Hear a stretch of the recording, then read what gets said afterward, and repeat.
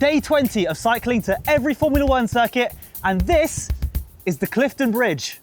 The Clifton Sea Bridge. We're not in Bristol. It's a spectacular structure that wraps its way around the rocky cliffs north of Wollongong, connecting up the towns here and today allowing me to enjoy more of the coastline instead of having to ride the highways further inland. Today's aim is to make it to Sydney, which is 80 kilometres from where I camped and includes a lot of hills, the Royal National Park, a ferry crossing, before finally winding through the city to the centre.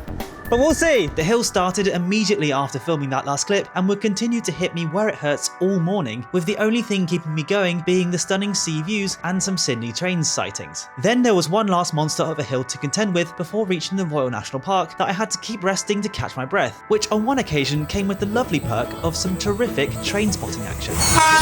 Eventually I made it to the top where, holy schmackaroli, the views were amazing. I could gaze upon the Clifton Sea Bridge where I started this morning, look down on the hills I'd conquered, and of course snag myself one last clip of a Sydney train. I then met Cliff and Connor, who despite running significantly lighter setups than me, stuck with me for the next 8 kilometres, which I admit were mostly downhill, but it was genuinely lovely to have some cycling company for the first time this trip, and I had a great time chatting with them about bikes and the places I'd ridden through, including Kiama Bends, by the way, which they brought up without me even having to mention how bad it was. It was then time for Cliff and Connor to head their own way, leaving me to tackle the final climb of the day, and at the top I got my first sighting of the Sydney skyline. And as you can probably imagine, I was feeling pretty good about myself, and despite the crazy crosswinds up here, I knew now that there was little in my way that could stop me reaching the city by tonight. I was also being treated to a bike lane for the final 8 kilometres downhill out of the national park, and I was loving it all the way. I arrived at the Bundina ferry terminal at the worst possible time though, as there was no ferry service over lunchtime, but after an hour's wait the little ferry arrived and I just about managed to squeeze my bike on board, where it was then a pleasant crossing to Sydney proper. Once on dry land again, I was able to enjoy bike lane after bike lane after bike lane and some lovely views of the airport too. However, when I left the ferry I only had about 2 hours of daylight left and 30 kilometres to cover, and I was very much at the mercy of every single red light, which slowed progress down significantly, especially as we got closer to the centre. But just as the sun disappeared over the horizon, we made it, and you already know we immediately had to go to the iconic Sydney Opera House and blow my tiny little mind. Now, I'm going to be in Sydney until the end of September, but this video was shot on the 10th of July, so I've got a lot to fill you in on, including my recent hop to Queenstown. But for now, if there's any Sydney peeps on here, do reach out and maybe we can organise a little meetup or something. As for videos, I'm still going to be posting while I'm here, and I'd love to know what you want to see from me going forward, so please put your suggestions down in the comments.